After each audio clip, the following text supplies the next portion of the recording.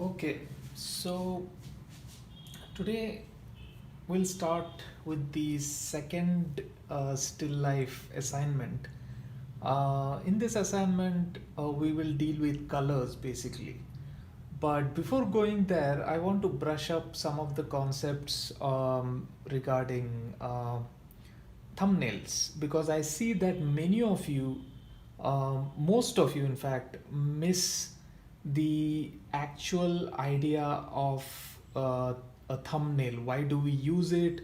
Or what is the appropriate way to utilize that technique that's not visible in your work, which actually reflects even in the still life you paint in the end.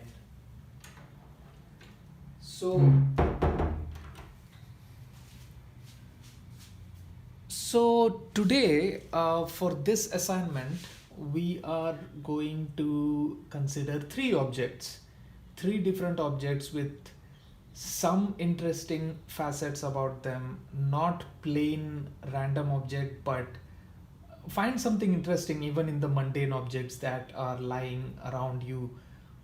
Make it more interesting rather than choosing the first thing that you see in front of you. So I have chosen this bottle of turpentine, a hammer, and a staple gun that I use for canvas. In choosing these objects, I even made sure that there is some sense of connectivity between them because all these three objects I use in my studio.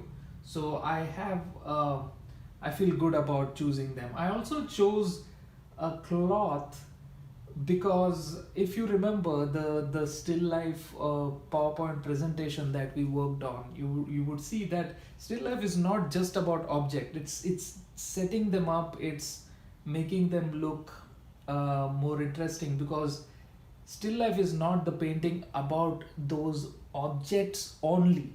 No, it's about the entire composition.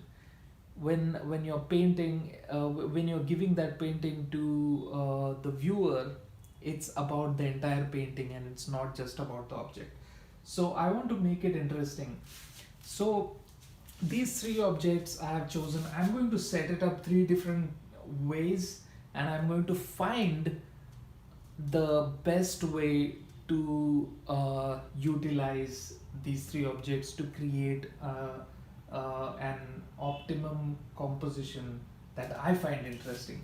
So, to begin with, I'm going to uh, keep this like that, and maybe this like that.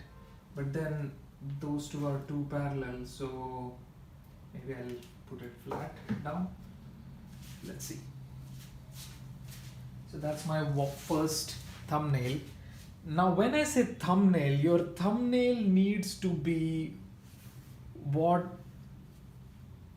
your paper is. Your thumbnail should represent the paper, the page that you're working on. I've seen in some instances that your orientation of painting is like that, but the thumbnail is something like that. How does that make sense? Because this is portrait orientation and your paper or the orientation of your surface is landscape. It doesn't make sense. So think about that. Put some thought into it. Like, why are we using these thumbnails?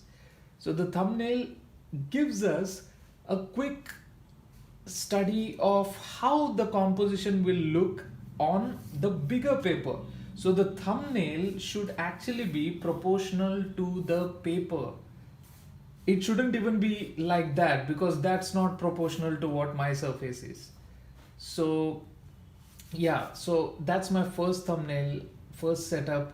I see some values there of the bottle. That's the darkest value that I can see when I squint.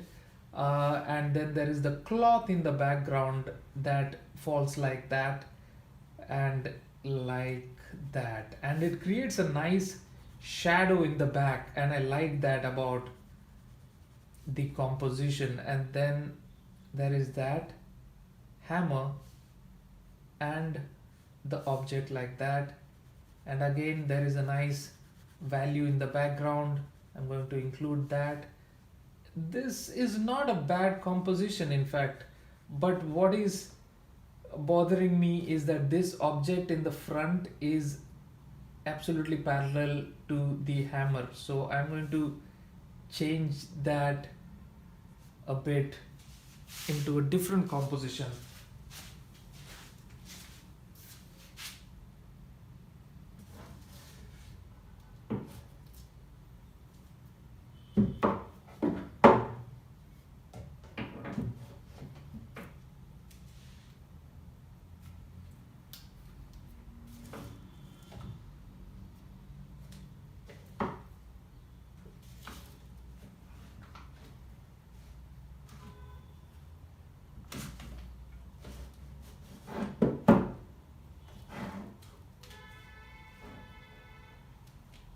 I like that. I want to keep the bottle. I'm thinking of keeping this rich color red, and also the dark value in the foreground, because that I like that contrast that it makes with the background. So I'm going to keep it like that. But other than that, I'll change a few things here and there. I think I already like this composition. I don't want to change it anymore. But I'm going to see how that looks in a thumbnail again. Again, keep the thumbnails clean.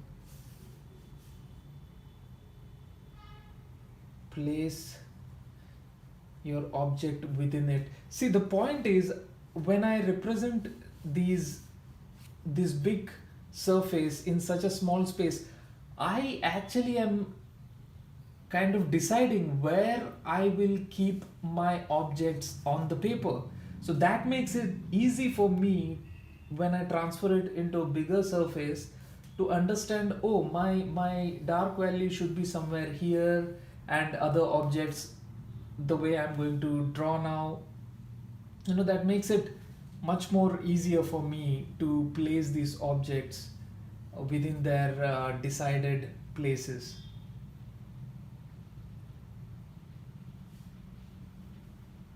There is that cloth. I like that cloth that I used.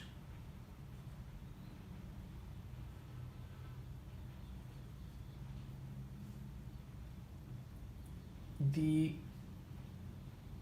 tip of the cap of the bottle is the brightest value that I am seeing when I squint. In the entire composition, that is the brightest value. I see some nice triangle forming here, which we will deal with when we are painting. So not to worry about that now. Now we are just planning it out.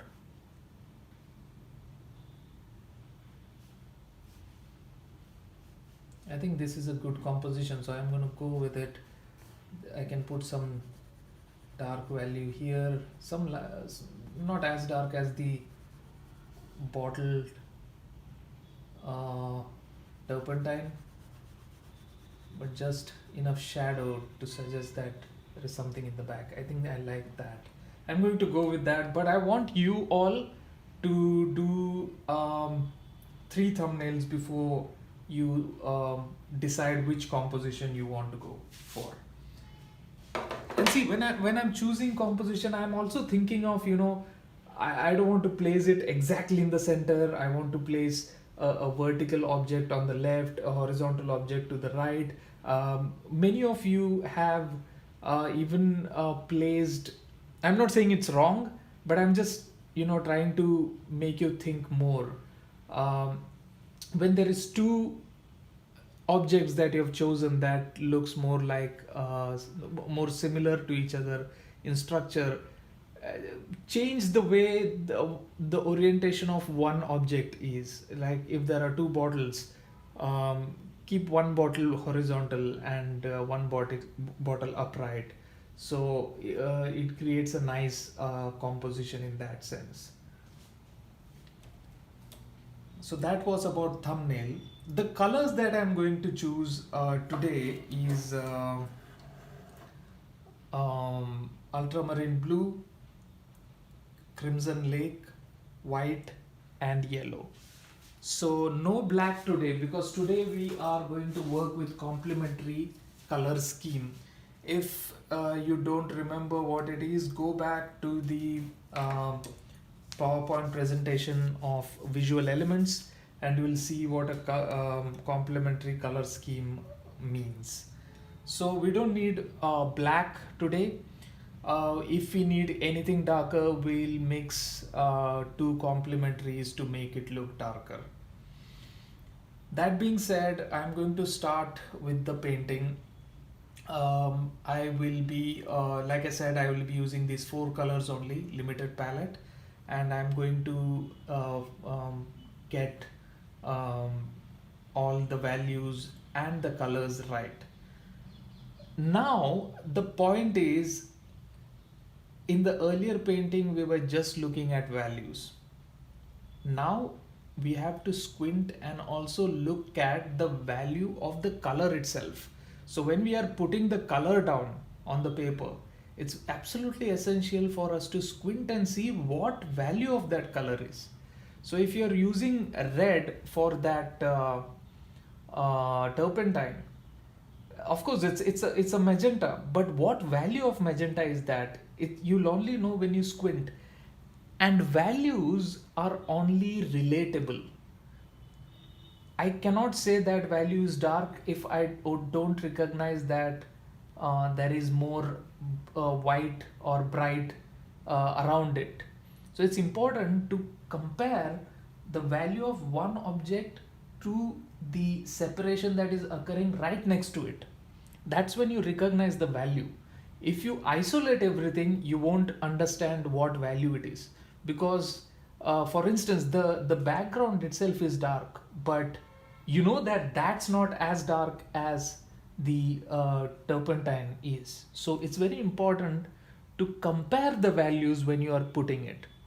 So there are two folds of two things that you have to keep in mind when it comes to applying colors. First, recognize the color. Second, recognize what's the value of that color. And you can manipulate the value by mixing complementary colors this time, because we are using complementary color scheme. Okay, so I'm going to put some paint on the palette like before. Keep in mind it's acrylic paint, so it dries fast. You have to keep sprinkling water on it. All these things we have discussed before. Just keep that in mind, so that you don't lose much of paint.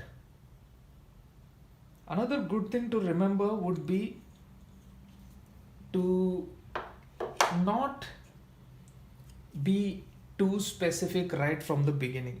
This I have repeated several times.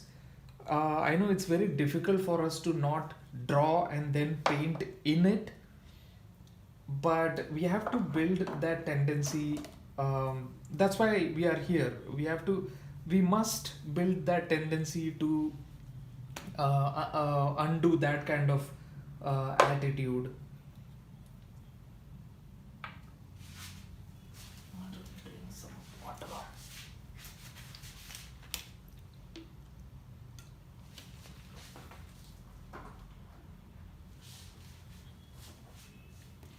So that's my color.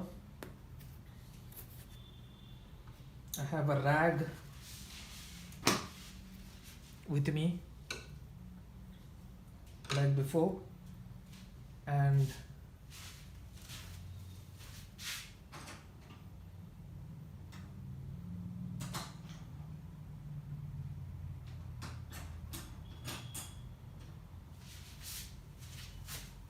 I'm just going to start the painting. Again, I see the composition. I'm going to use a very base color for now. My base go-to color has always been ultramarine blue. Remember, the page buckles paper buckles when you use a lot of water. So make sure your paint is not too diluted, and don't worry that um, you are applying too much paint and what would happen if you want to correct it. It's acrylic. I keep saying it. It's acrylic. It dries. You can work um, on top of it. You can keep adding layers. So I like that dark of the turpentine, so I am applying a darker value already there. Then I see somewhere there the cloth forms a nice shape.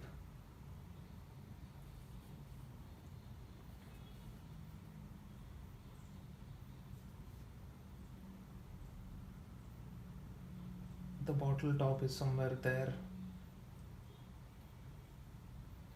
When I say don't go into the detail, that doesn't mean you don't locate everything. It's important that you locate all the objects that you can see in front of you.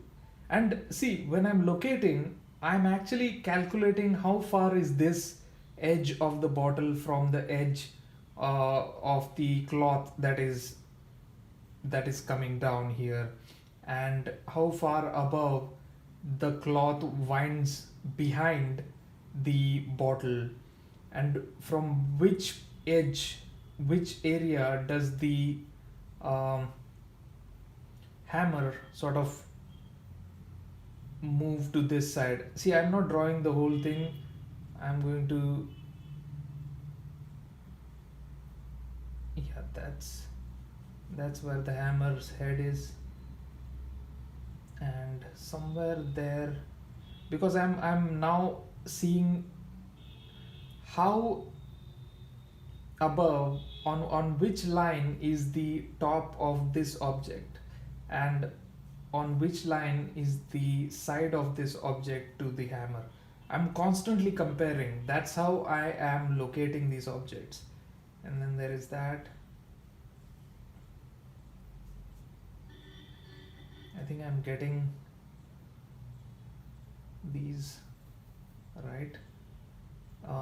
There is nice value in the background, so I'm going to go ahead and do that.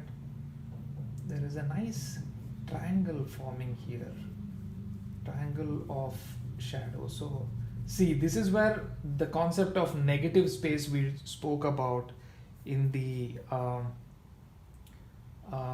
presentation comes into play. Sometimes you don't have to draw the actual object, you just have to draw what's behind it, and it all makes sense.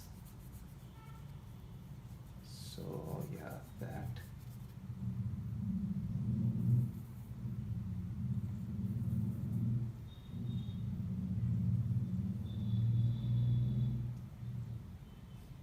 There's a nice dark there.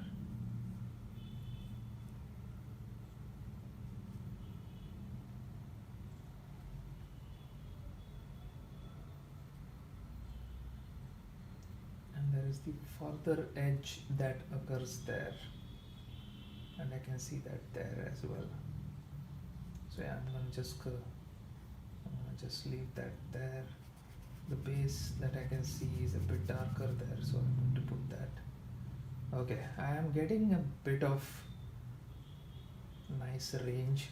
See, now I see that the width of the bottle is, in reality, the width of the bottle that I can see is a little lesser than the width of the cloth that I can see on the right. So I think I goofed up there.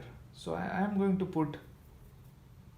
correct that, put some white already.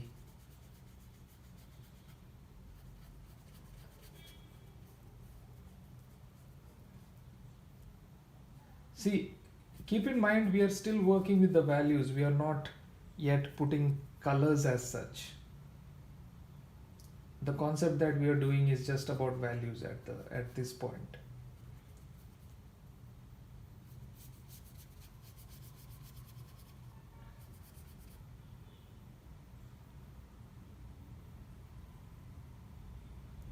Okay, I need to change my brush because this brush has a bit of a loose top, so I'm going to use a different brush.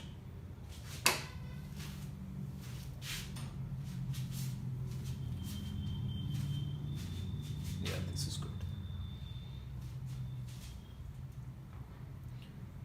And trust the process. It's Don't rush. It'll all come together in the end. But keep fixing small problem one step at a time. So I see that I need to fix that. So I use now this. Now this is not my edge. This is the edge of the cloth, which means I will have to move this edge also to a little bit right, which now makes sense. I was kind of worried about this empty space here, too much empty space, but now it's working fine for me.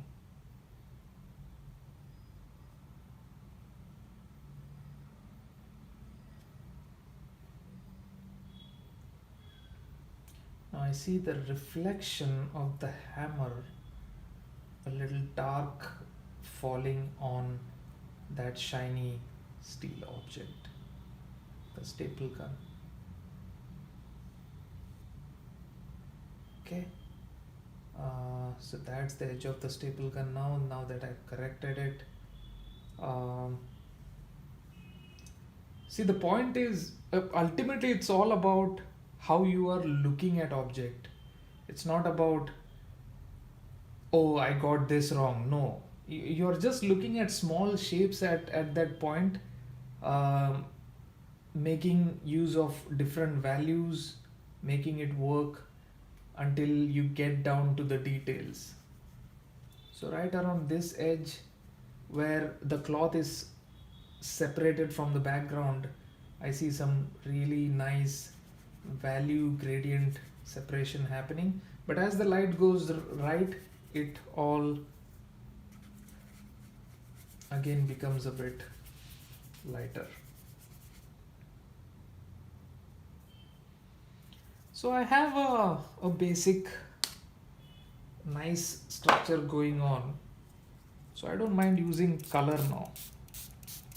So what I'm going to do is, first off, I'm going to start with the darkest, which is the turpentine, and it has a nice red in it. I'm going to use red, a bit of a yellow. Red and yellow, when you mix, it gives you orange, and it doesn't, the intensity of the color. Now this is a new concept, please listen to it carefully. The intensity of color is still clear. It's not a dulled hue. It only will go dark or neutralize if you use a complementary color. So for orange, the complementary is blue, which is what I am mixing now.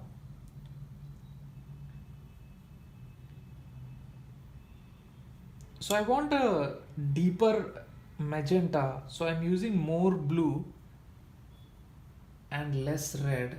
It gives some nice color to work with. And keep in mind that not the color shouldn't be applied in a solid way. You need to stop, look at how the object is appearing to you, and keep changing the way you are working. See, I didn't fill out the entire section because I don't think that would be workable for me. I want some nice reds there as well. So I am going to use more red this time with the mix that I did before, and I'm going to apply that red somewhere there. Again, I'm not filling it out, just a little bit here and there, and I will get enough time to work with it as I progress. See, now what I'm doing is I'm not only just thinking about values, but I'm also thinking about colors. Keep that in mind. So now when I squint,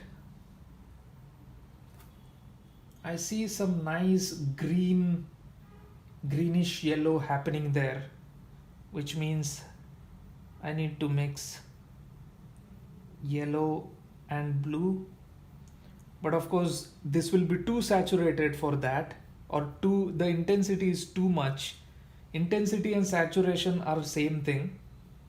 So when I say it's too saturated, it means that it needs to be neutralized a bit. So what is the complementary of green that I have mixed? It's red. So I'm going to use red to neutralize it a bit. And trust me, the proportions of color, how much you mix, and how much works, how much is enough, those are the equation that will take time to master. So don't worry if it gets a bit wrong here and there, it's okay. The point is to keep working and be conscious of the choices that you're making while you're applying paint. Now on the left side of the cloth, the value is a bit darker. It's still greenish yellow, but I want to push it a little bit further. So I'm going to use more red and more blue in that green.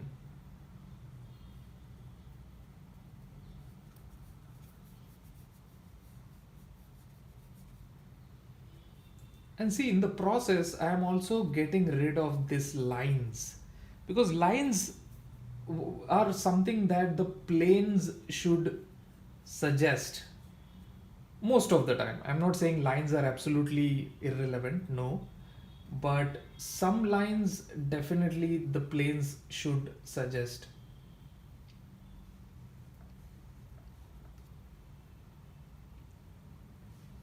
Okay. Now even the white cloth itself has some nice orange and green going on within it. It's just that the cloth is a bit brighter than the background, so I just have to be mindful of that. I'm going to mix a little bit of white in that mixture and apply to the triangle that is forming right behind the bottle.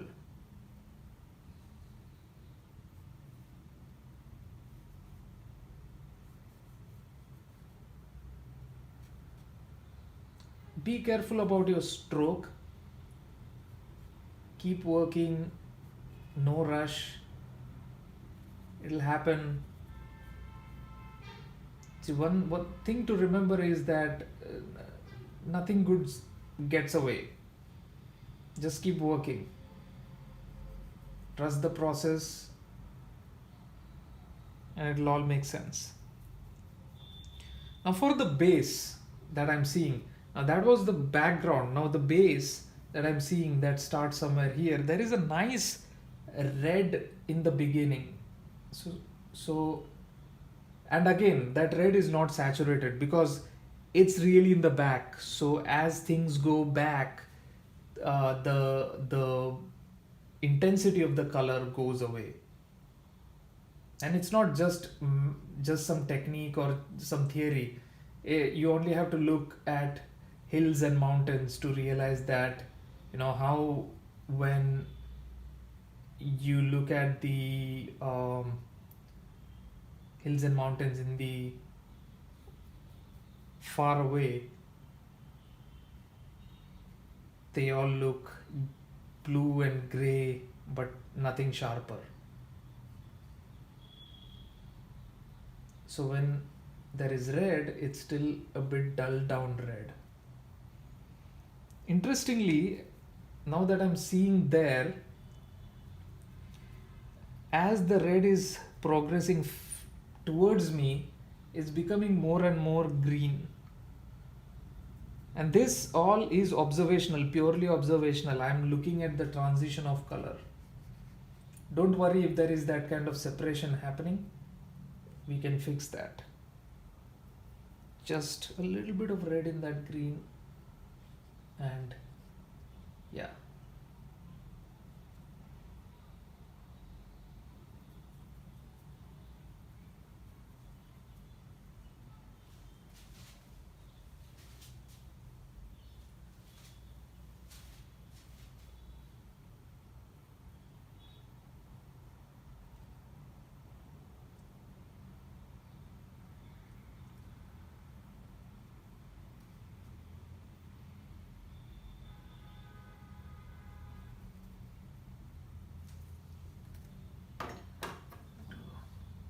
Try and get this a little bit behind.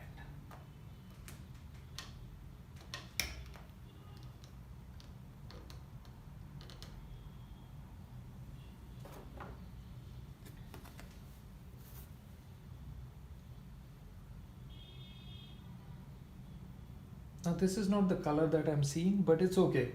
I don't mind because it's acrylic. You don't have to worry too much, you can layer it up.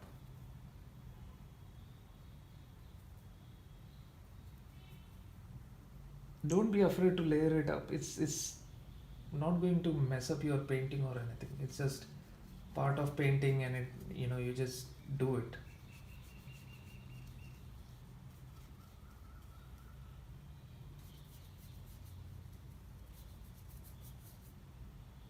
See, now that's too shiny. So, and that doesn't look deep. So I'm going to work on that later. For now, I want to use some greens over these red.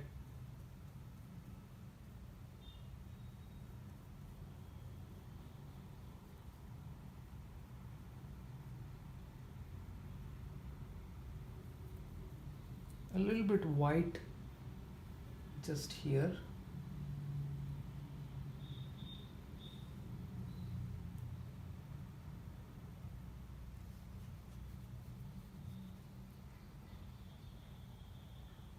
Now see, when I squint, I still feel that's too saturated in the back. The value is not that big a problem, but I see a too intense green in the background. So I want to dull that down.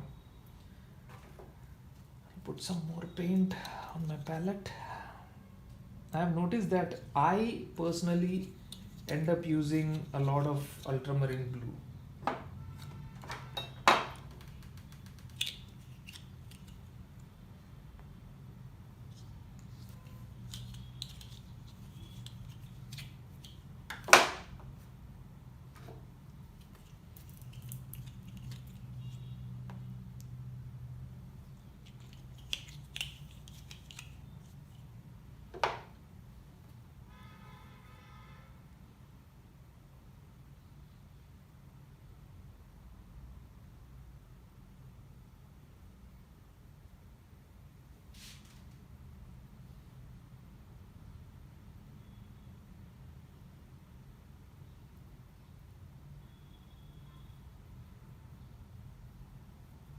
I'm mixing color at the moment to make a more dulled green to put in the background. Yeah, now this feels better. See that? Automatically that look has, that feel has changed.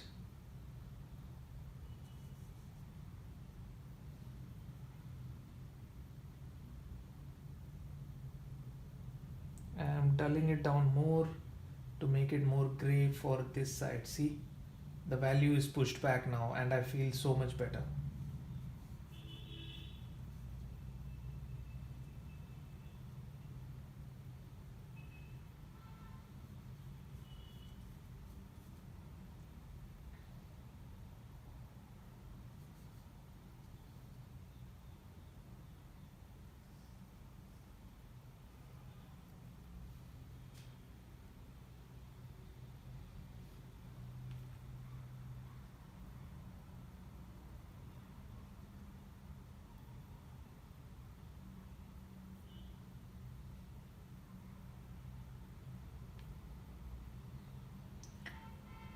And what I'm necessarily doing here is mixing paint in such a way that there is no homogeneous green or there is no homogeneous orange there.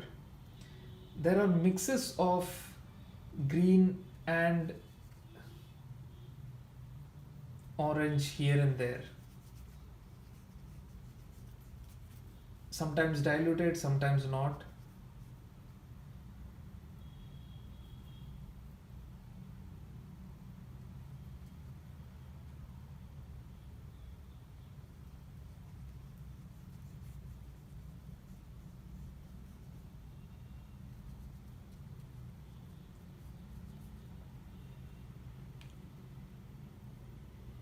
See, because I didn't clean my brush, that yellow that was there in my paint, that showed up here on my brush.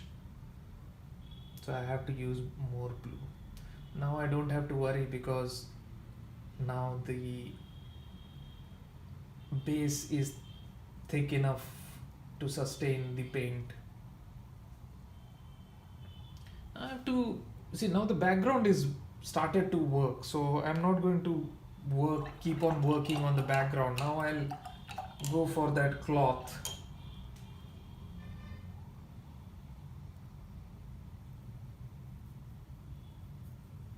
Which has a tinge of yellow, a little bit tint of yellow, but the yellow is not saturated, which means you need to use complementary of yellow to mix with yellow to dull it down. The complementary of yellow is violet, but ultramarine blue is enough because ultramarine blue has qualities of violet in it. So this seems, see now I'm not separating the bottle, I'm bringing in the values that I'm seeing.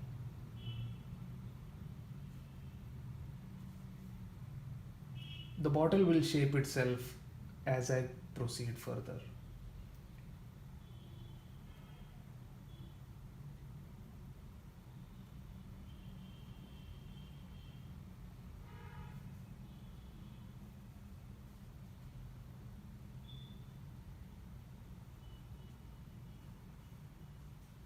Again, getting rid of some of those lines. I don't want lines, unnecessary lines there. If I'm drawing lines, they should have a purpose. Otherwise, I don't want those lines. It's good to have lines in the beginning because you want to locate everything, but I don't think it should become something that you stick to so much that you spoil the painting itself.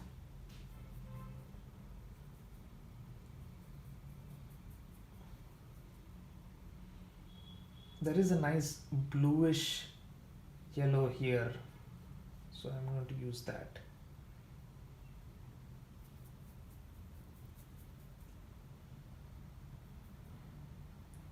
All the color that I'm saying, I'm seeing. I'm concentrating on local colors. When I say local, it's literal. It's local colors, local, not the whole thing, but just small points here and there. Those are the colors that I'm noticing, and it'll all make sense in the end. Trust the process.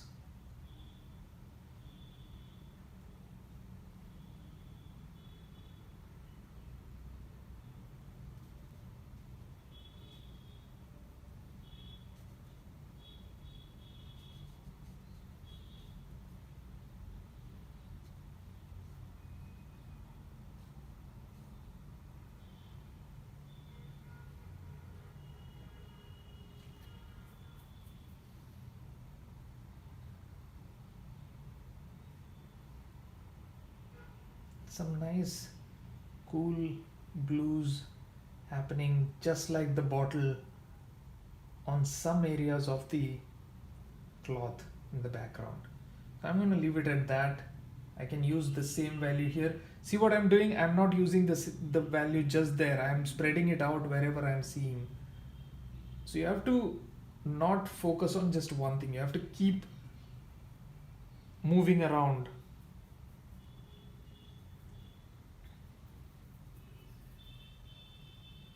Now right in the front, there are some. See, but when I'm using that value there, I'm also noticing that that value is a bit darker than that. So I'm going to push that a little bit back.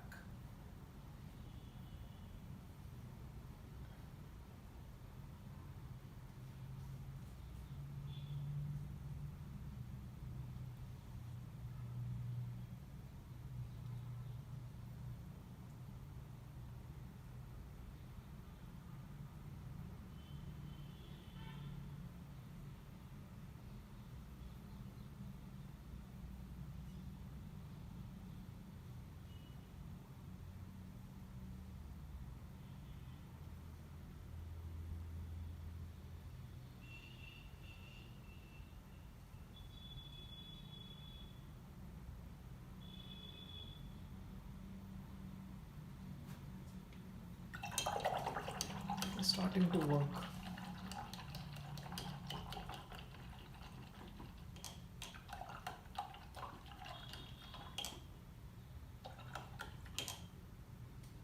I usually get so absorbed with the painting that I keep on using the same brush. But I think some of you are already experimenting with different brushes, which is good.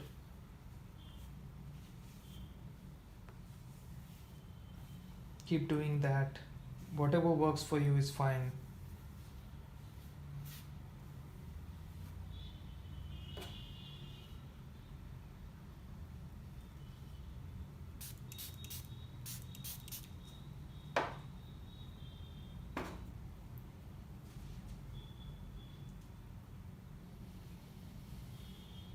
Now I have to bring that object.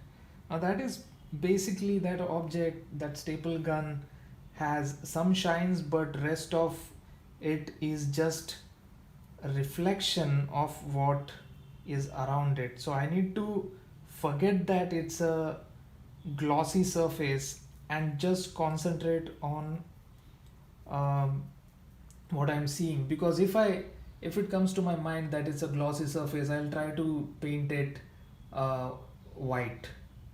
It's our basic tendency, because if it's a glossy surface, we think that light hits it and it creates just shiny surfaces, but that's not true. We see all sorts of reflection in it, and if the object around it is darker, your surface should show that it's darker.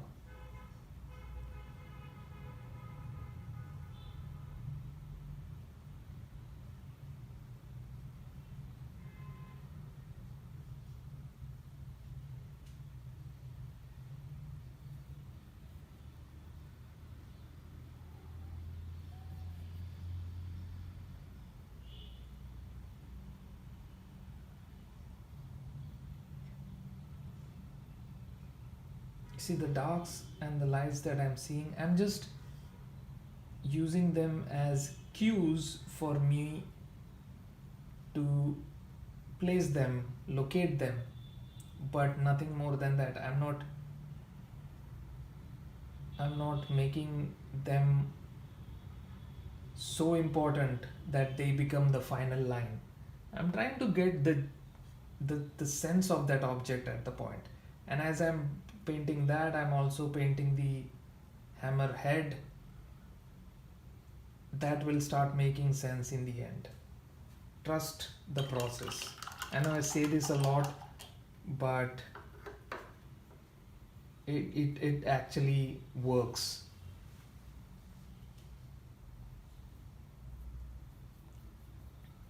I hope everyone is following everything so far. And do that and leave it on this side. I see the top of the magenta has a flat surface because I can see on the top. So I'm going to put that and leave it.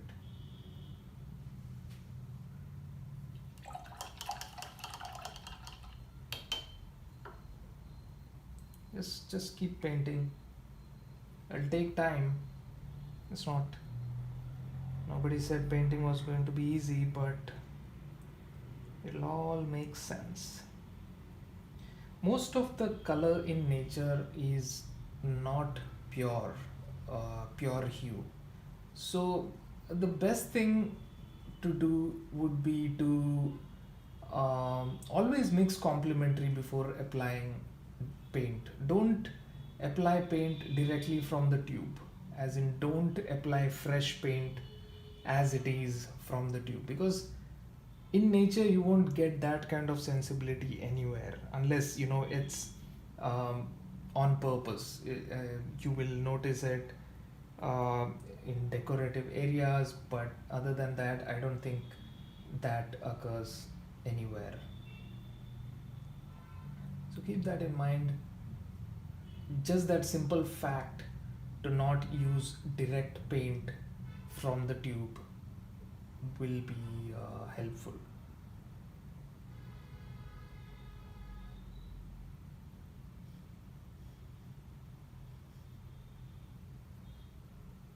See some nice orange.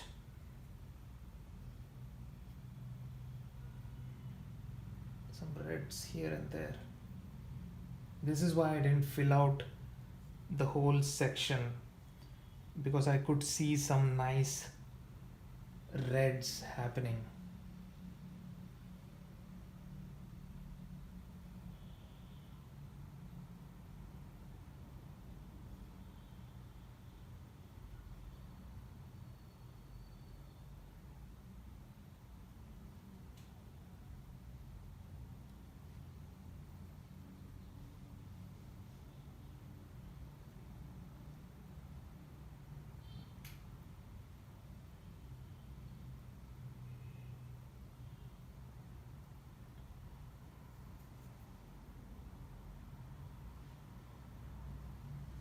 That's good.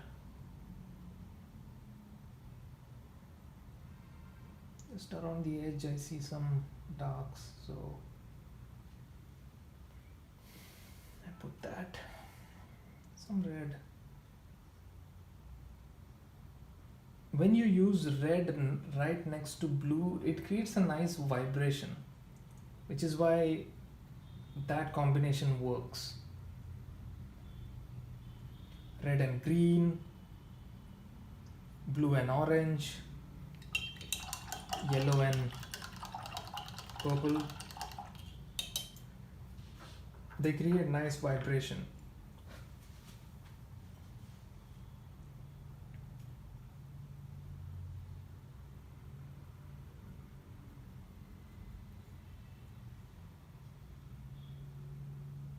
See, that's in shadow, so that needs to go a bit darker.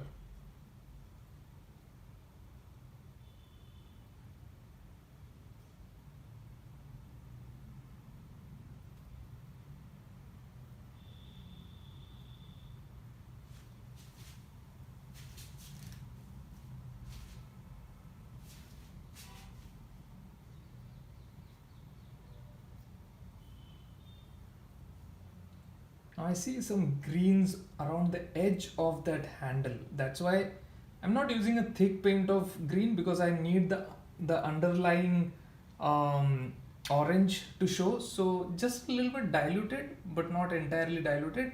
Not in the shadow part, but in the outside. Okay.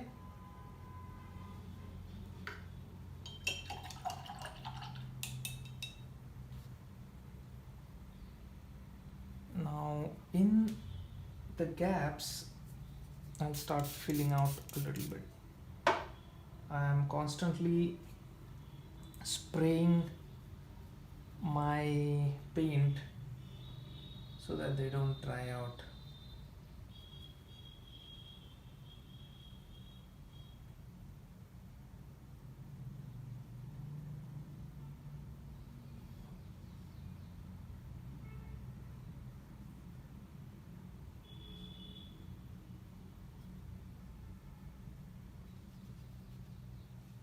It's okay if you lose the white because you're going to add the white. So in fact, like I said, it's acrylic and it gives you a nice good chance to experiment that kind of deal. See now right here in the shadow, it's a bit darker green when it starts next to the bottle, so I'm going to use that.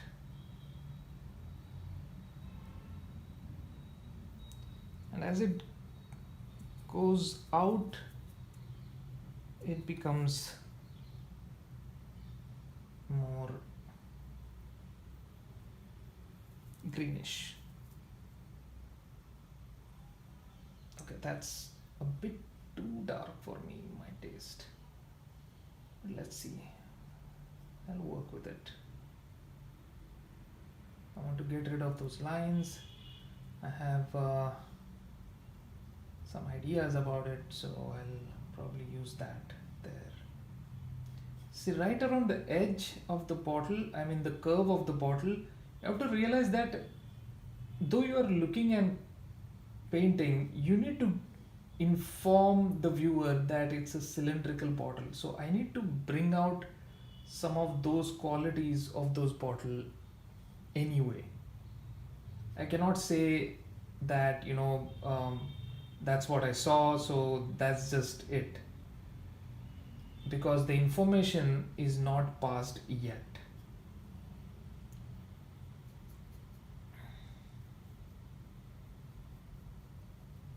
The mixing of color is a play of what you are looking at. See, now that is too much white. That is too much. So I need to tone it down.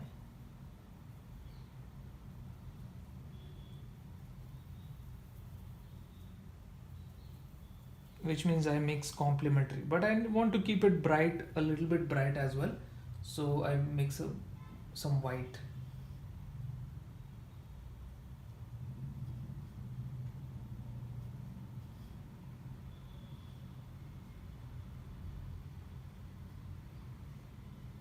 See, the bottle shows. So you didn't need to not paint the bottle. You can paint around it and the bottle will show.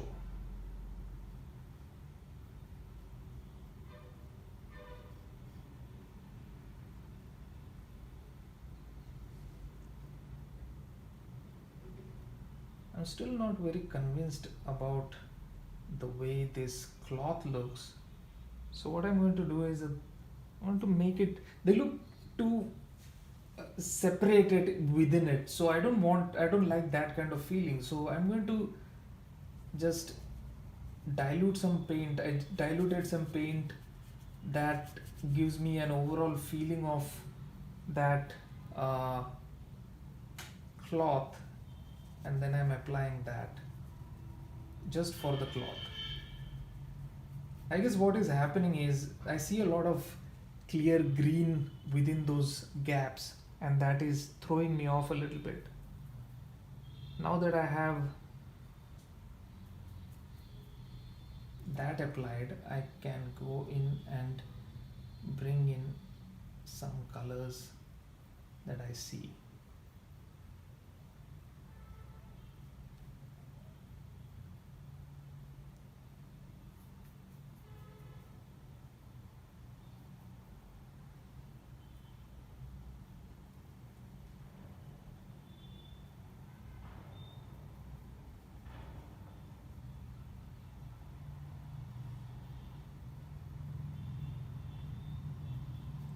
See, it's not just the color. Keep in mind it's color and value. So you have two things to remember when you're mixing a color. You need to make sure it's not saturated, it's neutralized enough to represent the color and the value that you are seeing. This time we are not using black, so the deed has to be done using complementary colors.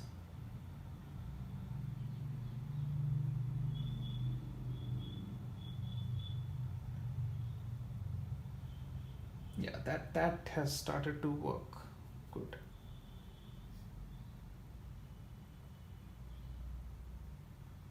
Be very sensitive about, the kind of value that you're using. Stop yourself if it gets too dark. Stop right there and then proceed further.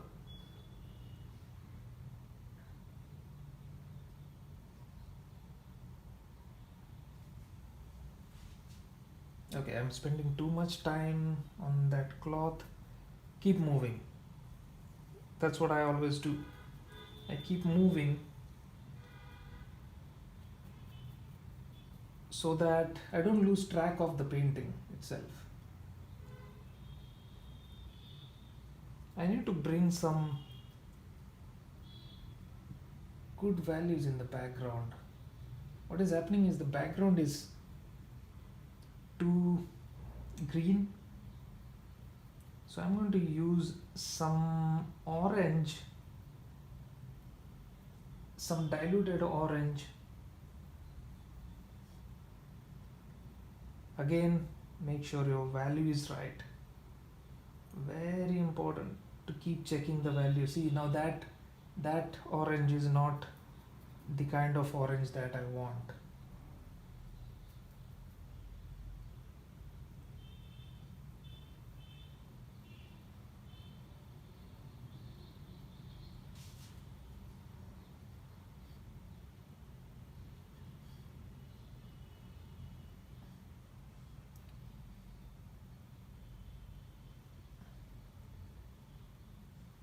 That's too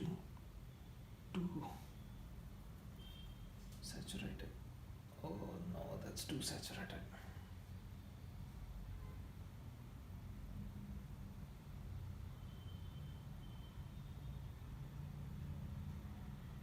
We'll work it out. It's too saturated, but we'll work it out.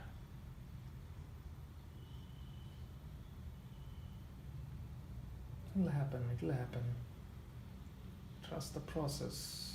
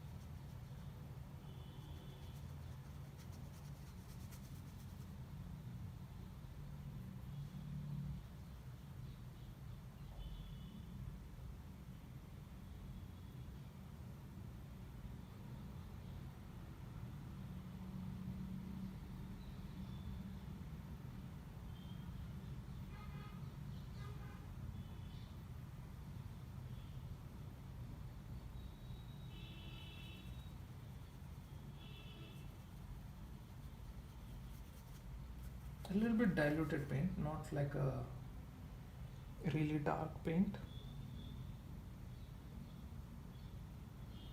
or thick paint, sorry.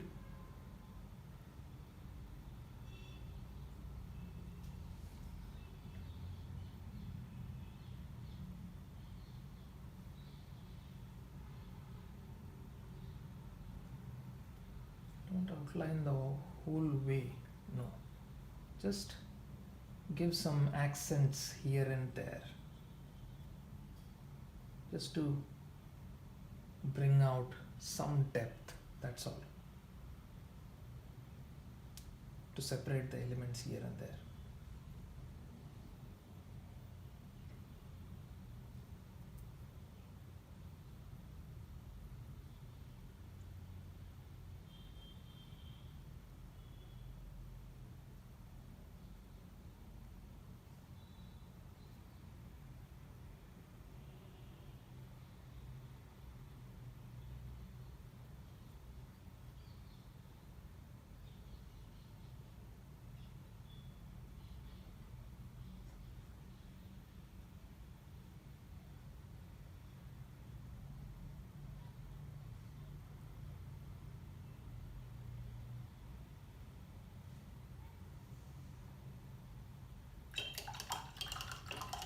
Starting to make sense, yes.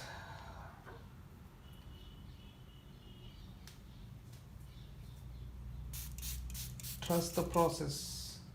Trust the process. Keep working on what you're looking at. That's most important. When you feel you're losing control a little bit, just walk off a little bit and then come back to the painting. It always works.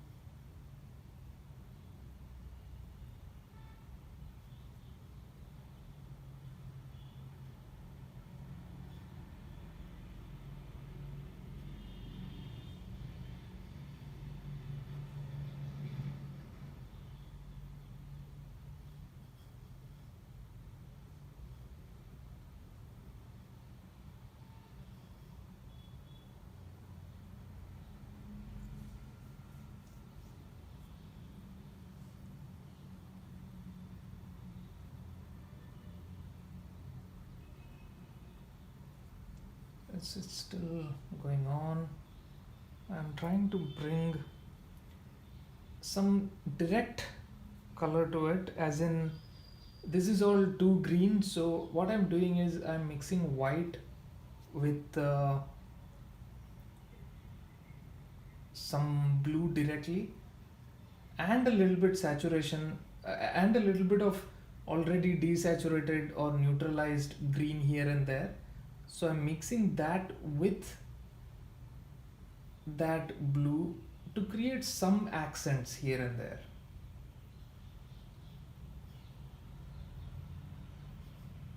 Mind you, see, you cannot use that white everywhere because it'll suddenly feel too much.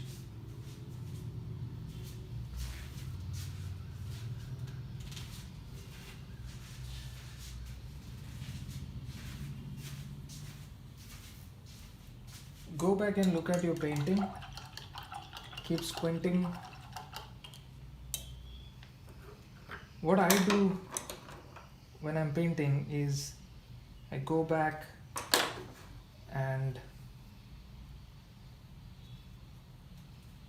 look at my painting every 20 minutes.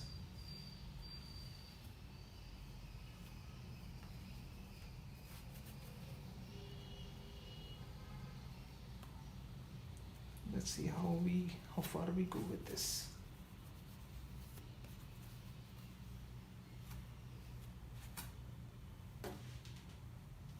I want to take some paint again on my palette.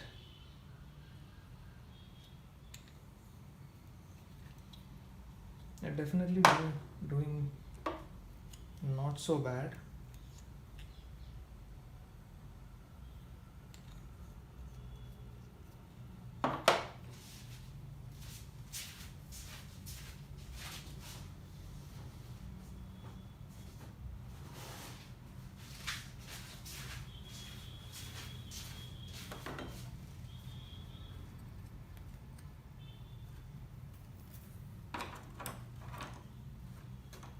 Okay. See, when I squint, I feel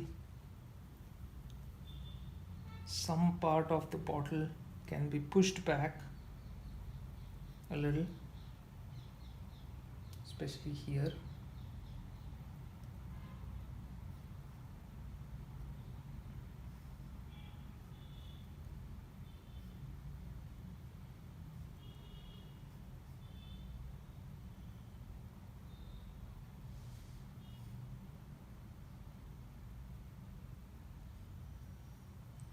And then there is some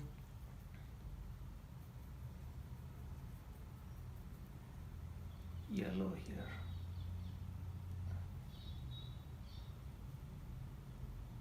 So that.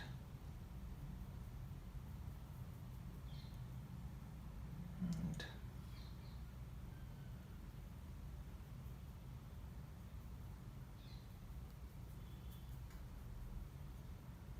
this is a bit, yeah. So this is all I'm observing, and it'll work out as we go further. This is all observation.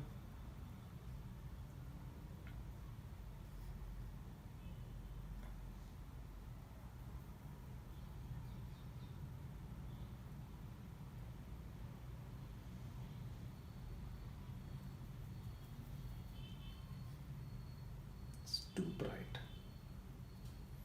but we'll come back to that.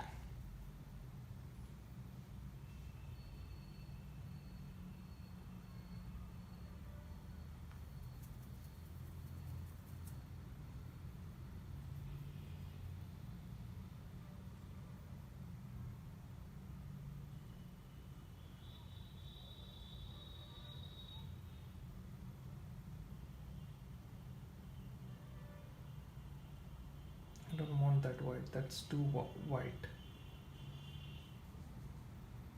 I'm talking about the whites that I added before. It's too bright. So I want to get rid of that.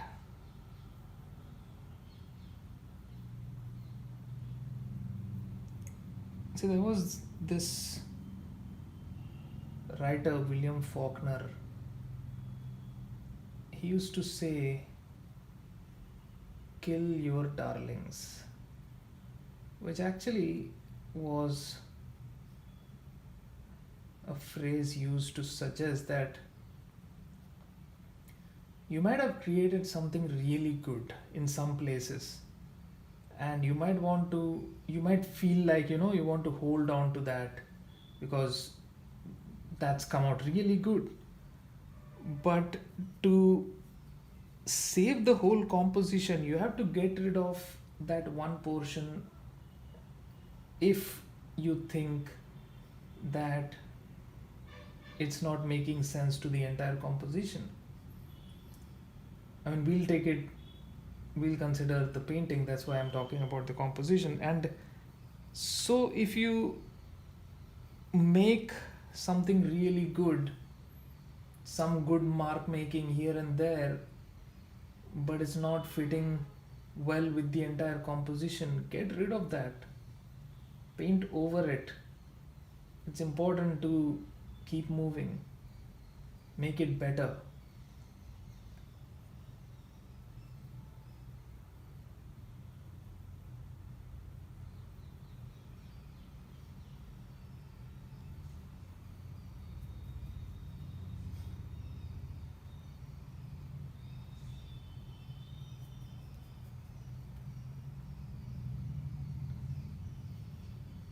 Okay, now I'm getting a bit of a good value here and there.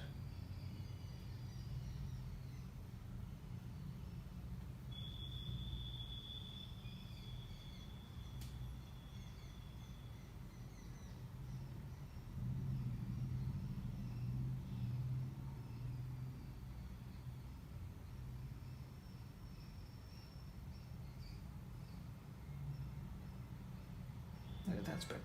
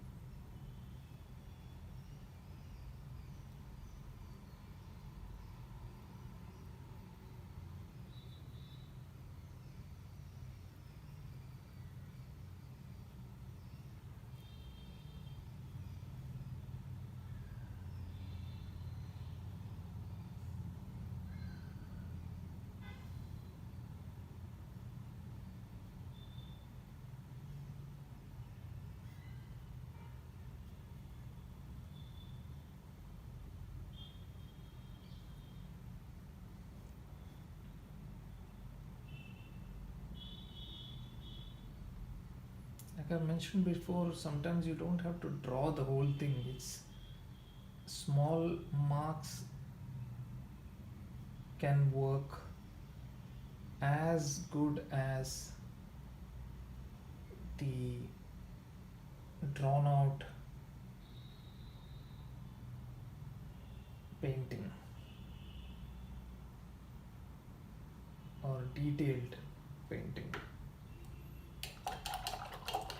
I honestly was never a fan of too many details. Even as I painted, used to do that in the beginning without training, I realized that how much I found it boring to sit and keep doing detail like they are the most important aspect of the painting. I mean, it's a personal choice, of course. Some artists definitely like to work with details, but again, what are you giving to the viewer? That was my question, and that always kept me going further than just sticking to the details.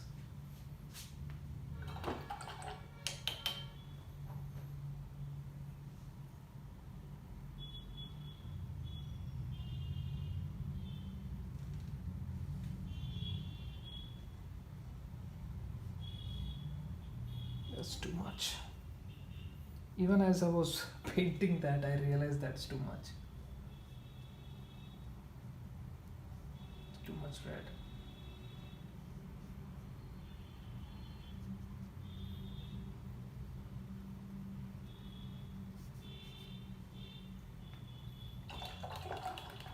It's too warm, and it's too warm and it's being pushed further, so I need to, when it's coming forth instead of being in the back, so just diluting some greens and putting it there.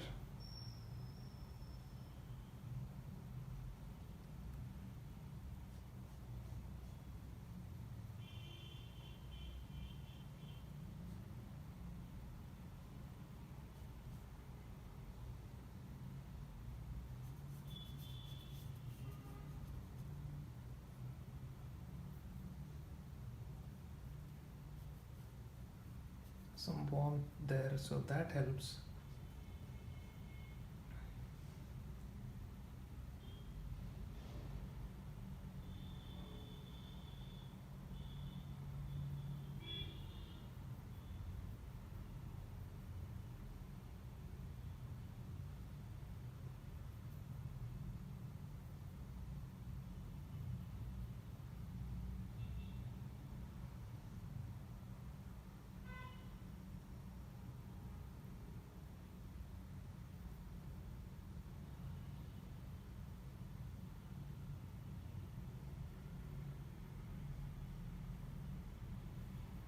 My color is not getting better. I'm spoiling it more. Anyway, I need to come back to it. Not happy the way the background is looking there.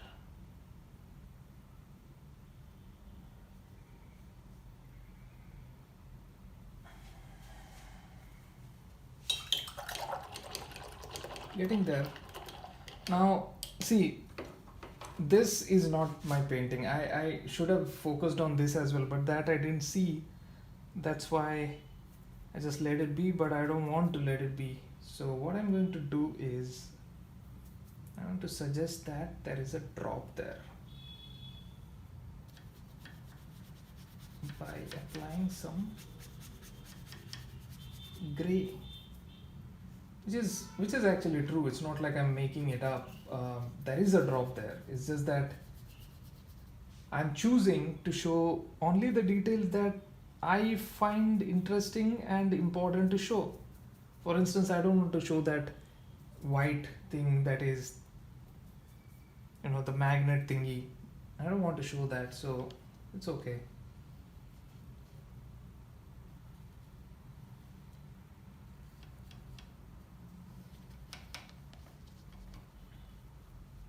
See, my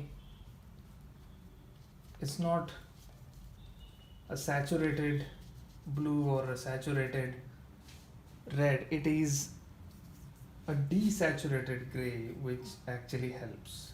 So you have to make such choices.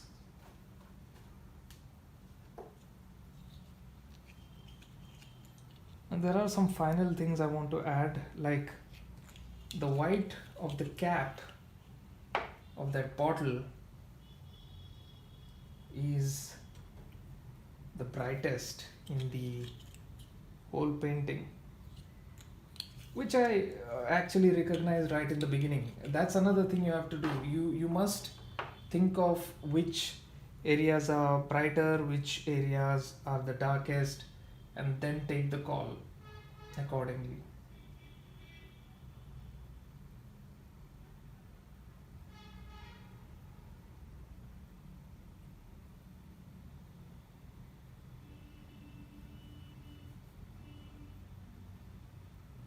Your colors may not match exactly because sometimes the colors that you're mixing are not enough. You have limited palette, so you won't get the same color you want every single time. So you just have to work with what is possible there instead of chasing something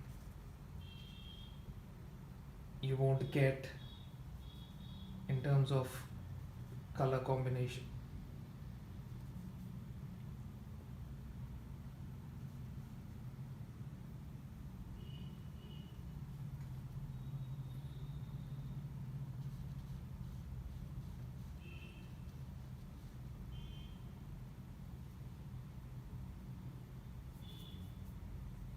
In all this process, I didn't lose sight of the values.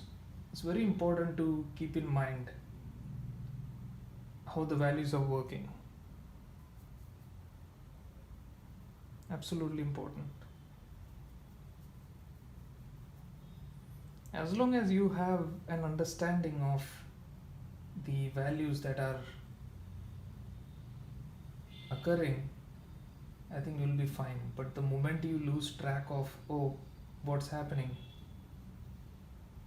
I think you lose track of what kind of values you're looking at. That those small marks that I did on the staple gun, they are too bright, so I'm going to tone it down a little bit. Not necessary. In fact, if anything, I need to put some shine here and there.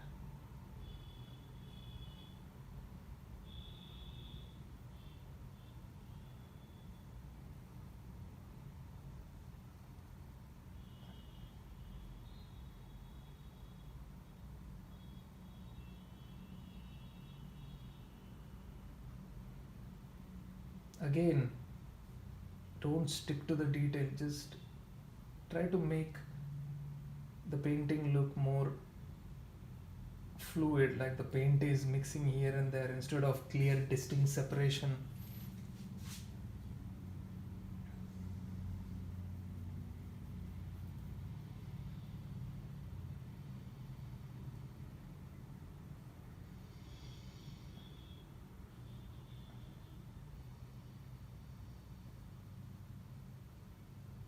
Yeah, those are good marks. I'm gonna leave it like that.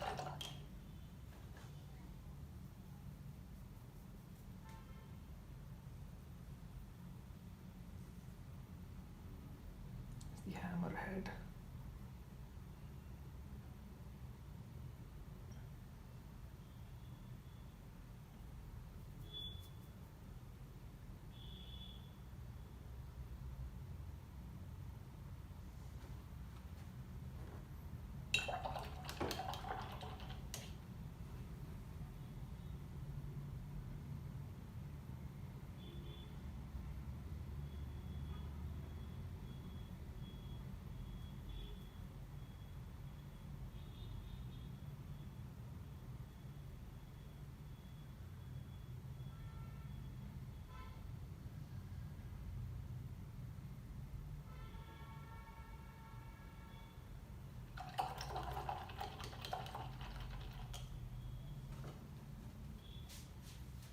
See, that's starting to look better.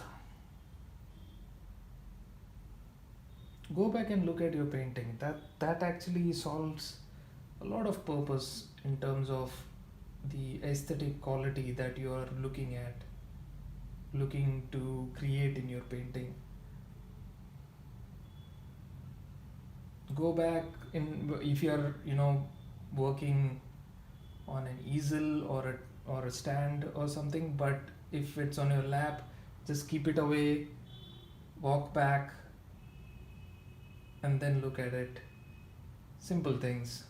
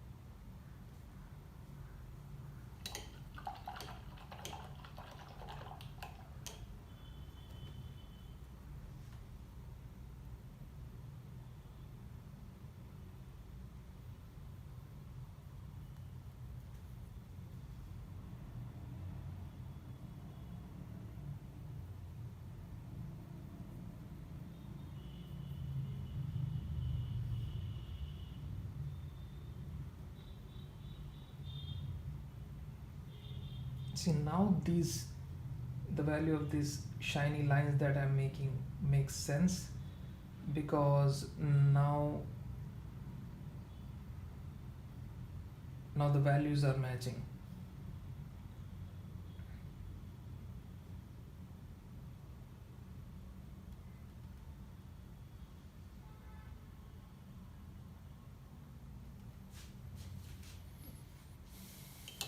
See, I haven't even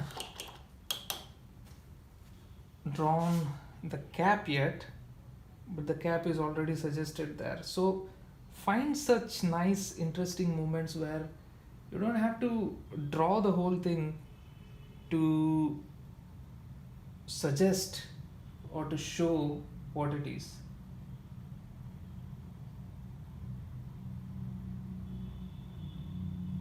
Some nice darks I can see. See what I did in the beginning? I started with a broader value range, like this is dark, this is light, and all that. But eventually, I am getting more local and going into some minute value changes by looking into the value structure and not just the broader value sense. But that only happened eventually. So find such moments. It's very important to let ourselves enjoy these kind of moments, because we get caught up in the details so much to get it right, to get those moments right in the beginning itself, that we lose track of why we are painting. We are painting to convey a more basic instinct, isn't it? It's not um, it's more than a process. It's not just like you're painting um, as a practice. It's like I said, we are celebrating the tradition of painting here by observing and working accordingly. See, that is enough for the top. Now I just need to bring more shine, that's all.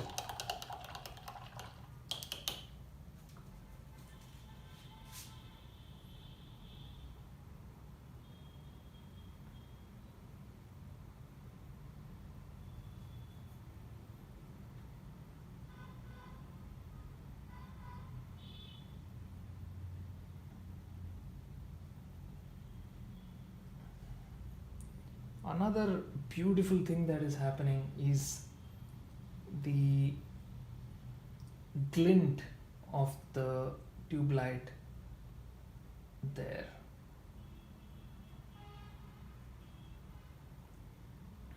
and then another glint right there, but that's a little one. And then see, in doing that, what I'm doing is I'm showing you a range of values that makes this painting all the more interesting, and forget about details.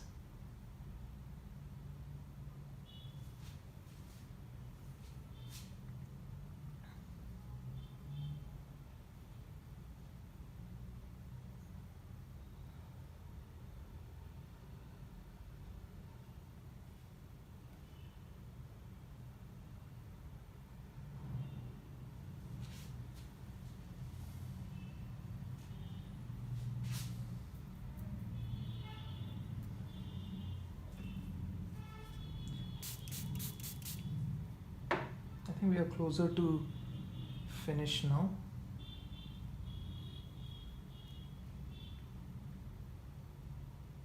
Just to work a little bit on the top.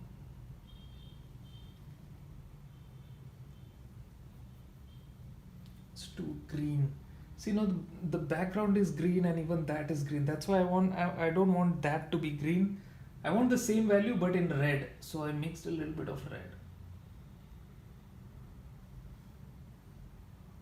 And also getting rid of that line.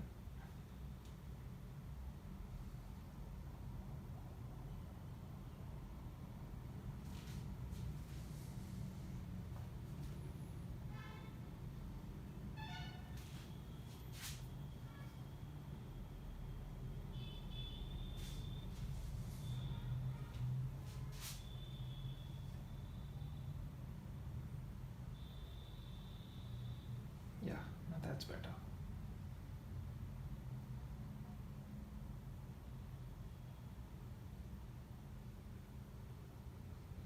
So some finishing points here and there. For instance, the head of the hammer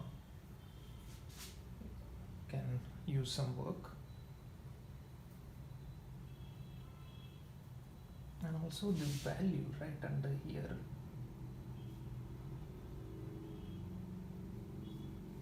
is a bit bluish. So that I can bring in.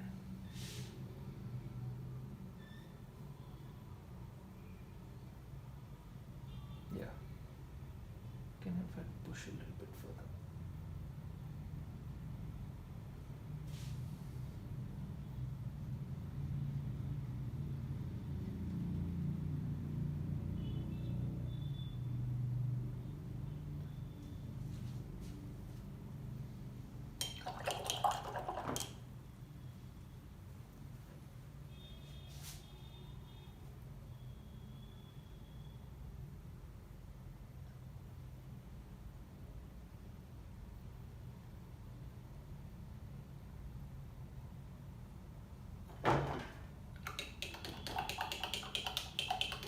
Now see, the painting is technically done, but I want to push a little things here and there, so I'm going to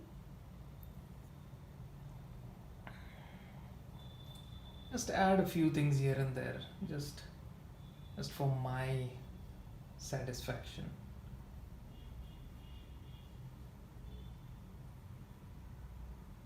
I might spoil it along the way, but just have to do it.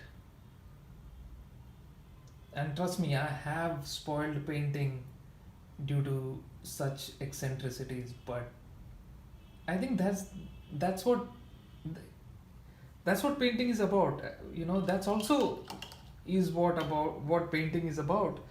Um, to make mistakes, to push ourselves further, and see how far I can go with the painting, instead of just being satisfied with whatever I have created and say, okay, I'm done, I'm not painting any more in this case.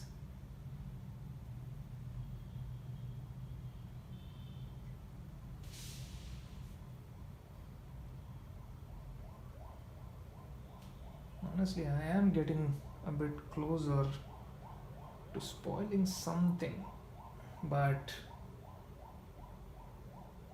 I can't stop myself. One thing I missed completely. See, whenever I look at objects, I look at the object and its adjacent value structure. Here, the object is darker than the value in the background on the top.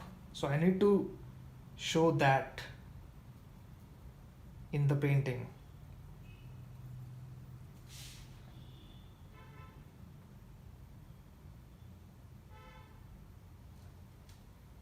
It needs to translate in the painting that information.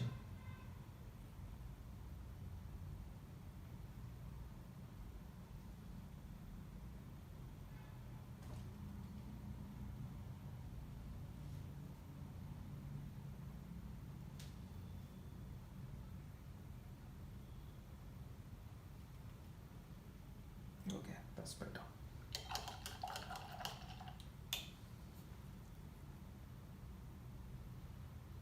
Now the blue of the handle cannot be made using the blue that we have, the ultramarine blue. So I'm going to leave that. I could do that if I had a cobalt blue or a phthalo blue.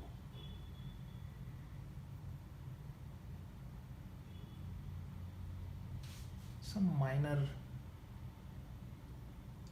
adjustments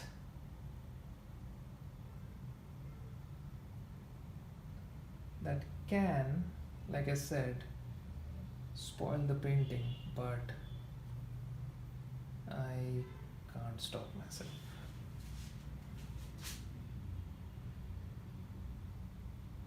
And I like that part where I cannot stop myself, because it means that I want to see what happens when I keep pushing, and if it gets messed up, I am ready to make changes.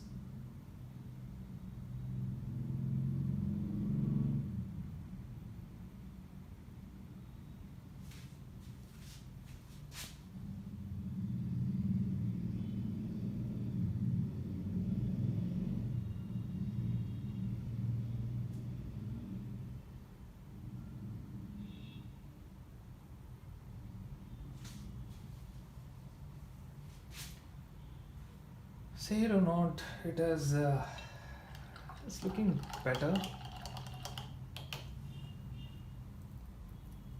I still feel the cloth could be a bit better, but yeah.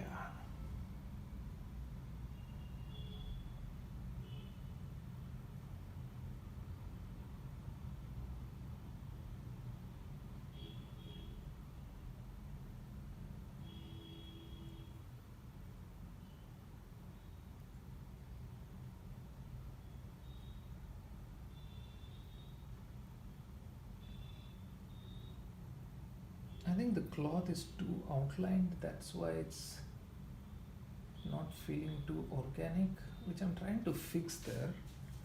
I think it is working a little bit, but I think it'll require more than just a cursory attempt. It needs more work.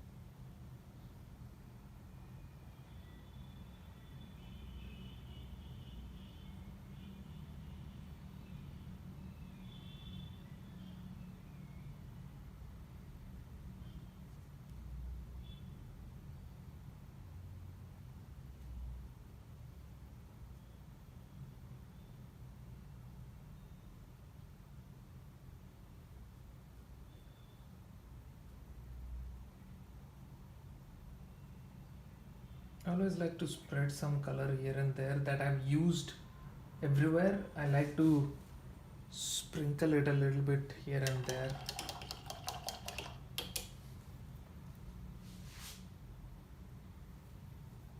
Again with the cloth.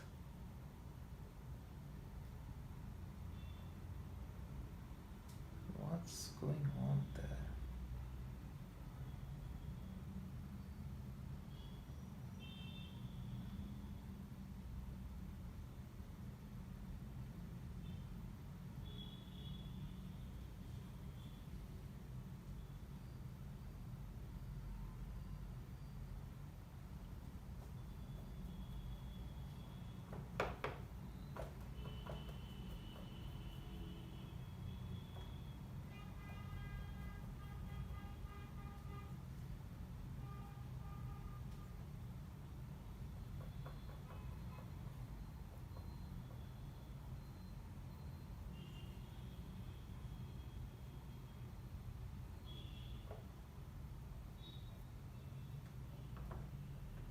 So I'm trying to make that cloth more a part of this composition. That cloth sort of stands separately in some areas, so I'm just bringing in more. I'm seeing if I can do something to bring in more homogeneous quality to that. Not bad. Now it feels a bit better.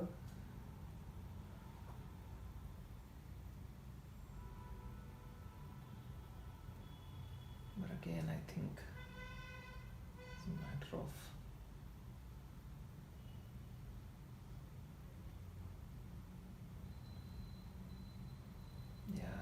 that's so much better. Needed some gray in the background.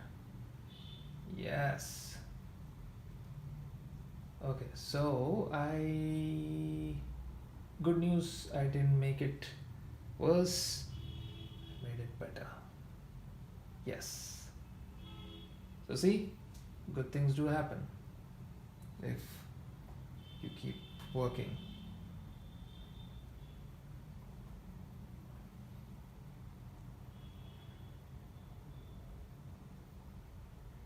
Okay, now that looks so much better. So much. Oof. No idea what a relief that is.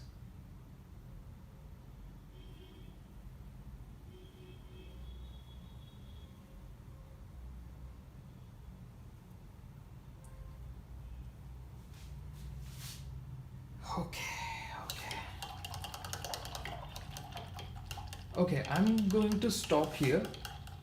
So